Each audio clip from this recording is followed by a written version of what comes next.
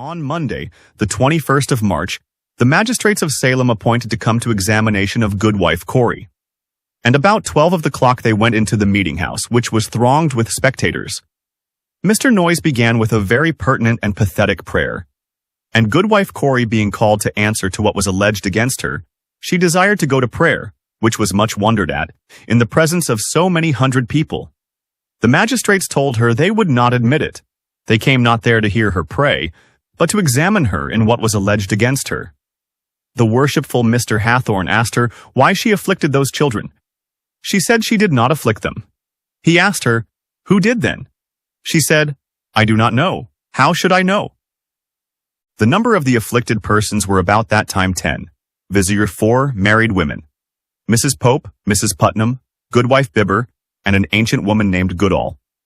3 maids, Mary Walcott, Mercy Lewis, at Thomas Putnam's, and a maid at Dr. Griggs's. There were 3 girls from 9 to 12 years of age, each of them, or thereabouts, viz. Elizabeth Parris, Abigail Williams, and Ann Putnam. These were most of them at Goodwife Corey's examination, and did vehemently accuse her in the assembly of afflicting them, by biting, pinching, strangling, etc., and that they did in their fit see her likeness coming to them, and bringing a book to them. She said she had no book. They affirmed she had a yellow bird that used to suck betwixt her fingers, and being asked about it, if she had any familiar spirit that attended her, she said she had no familiarity with any such thing, she was a gospel woman, which title she called herself by.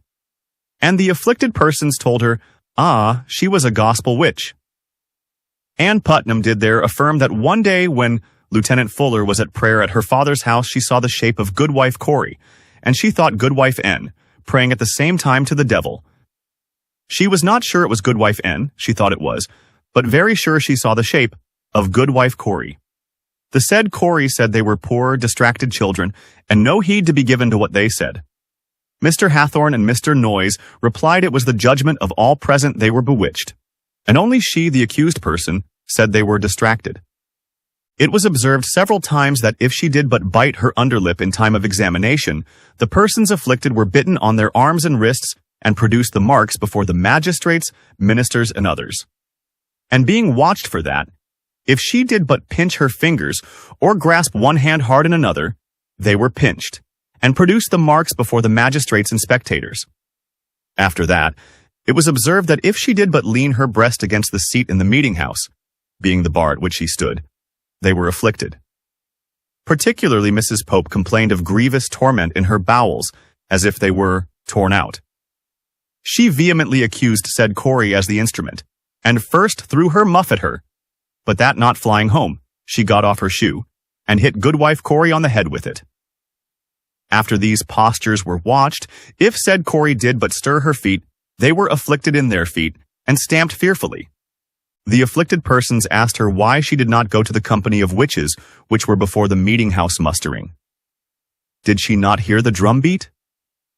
They accused her of having familiarity with the devil in the time of examination, in the shape of a black man whispering in her ear.